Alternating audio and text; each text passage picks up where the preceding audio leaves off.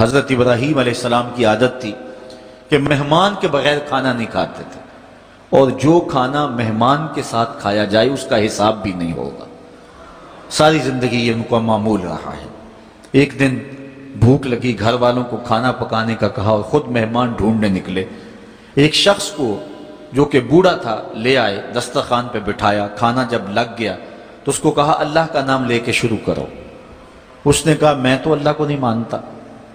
آپ نے فرمایا کہ میں تیرے سے کوئی ربط، رشتہ اور تعلق نہیں رکھتا، اللہ ہی کے نام پہ تجھے کھلا رہا ہوں، تو میرے رب کا نام تجھے کم از کم لینا چاہیے۔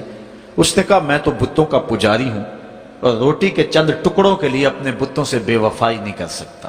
حضرت ابراہیم علیہ السلام بولے جب تو اتنا غیرت مند ہے کہ میرے رب کا نام نہیں لیتا اور اپنے بتوں سے بے وفائی نہیں کر سکتا، تو پھر میرا بھی تو کیا لگتا ہے، اگر میرے رب کو نہیں مانتا تو میں تو کھانا اس رب کے نام پہ کھلاؤں گا، کھاتا ہے تو ٹھیک، نہیں تو تیری مرضی۔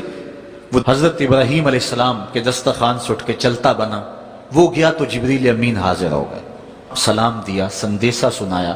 رب کہتا ہے اے میرے خلیل، تو نے میرا ایک بندہ ناراض کر دیا۔ یا اللہ، وہ تیرا بندہ تھا، وہ تو تیرا نام لینا گوارا نہیں کرتا تھا، اور تو فرما رہا ہے کہ وہ میرا بندہ تھا۔ ارشاد ہوا ابراہیم بتاؤ اس کی عمر کتنی ہوگی؟ یا اللہ 80 سال کے قریب ہوگی۔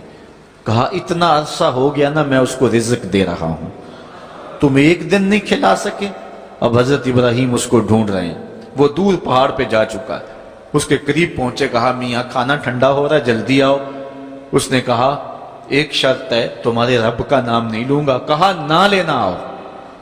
تو کہنے لگا لہجے میں اتنا گداز، اتنی نرمی کیسے آ گئی؟ تم تو کہتے تھے رب کے نام کے علاوہ کھلاؤں گا نہیں۔ کہا کہ اسی رب کا ہی تو پیغام آیا ہے کہ میں بھی اس کو دے رہا ہوں۔ اس نے کہا اگر تیرا رب اتنا اچھا ہے تو کھانا بعد میں کھائیں گے، پہلے اس کا غلام بنا لے مجھ کو۔ تو وہ رب ہے سب کا، ہمارا حق ہے کہ ہم اس کی پوجا کریں۔ تو اللہ تعالیٰ جل شانہ نے ارشاد فرمایا یا ایھا الناس اعبدوا ربکم، اپنے رب کی عبادت کرو۔ ایک تو وہ تمہارا رب ہے، اور پھر الذی خلقکم، اس نے تمہیں پیدا بھی کیا۔ توجہ چاہوں گا، کتنی شان ہے کہ اس نے تخلیق بھی کیا اور پھر اس نے تمہاری تربیت بھی کی۔ جو تخلیق بھی کرے اور تمہاری تربیت بھی کرے، کیا اس کا حق نہیں ہے کہ اس کے حضور سجدہ ریزیاں کی جائیں؟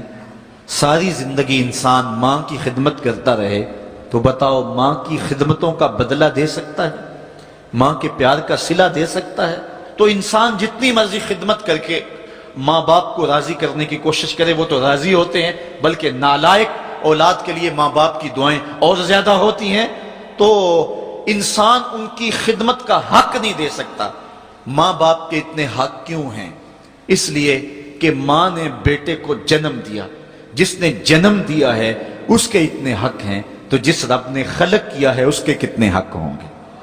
جس نے تخلیق کیا ہے، دست قدرت سے بنایا ہے، تو پھر اس کے کتنے حق ہوں گے؟ تو مجھے بتائیے اس شخص سے بڑا بدبخت کوئی ہو سکتا ہے جو اللہ کے حضور سجدہ ریزی نہیں کرتا؟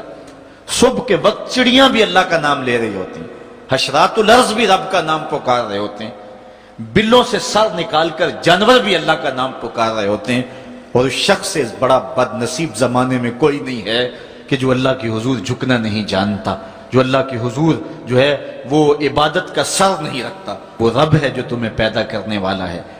ماں کے رحم کے اندر کون نقش و ونگار دینے والا ہے؟ کس نے گوشت کے لوتھڑے کو بولنا سکھایا ہے؟ کس نے چشم خانوں کے اندر روشن چراغ رکھ دیے ہیں؟ اور کس نے سر کے اندر ایک نشیط اور روشن دماغ رکھ دیا ہے؟ کس نے ہاتھوں کو پکڑنے کی قوت دی اور کانوں کو شنوائی کی طاقت دی؟ اور کس نے جو ہے وہ سونگھنے کی قوت اور قوت شامہ ناک کے نتنوں کے اندر رکھ دی؟ کون ہے جو ٹانگوں میں زور پیدا کرتا ہے؟ کون ہے جس نے چھاتی کو طاقت دی؟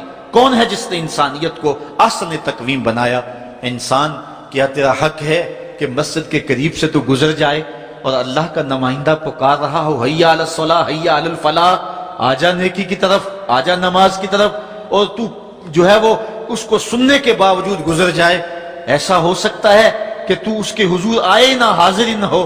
یہ بد نصیبی نہیں تو اور کیا ہے؟ اللہ تعالیٰ جل شانہ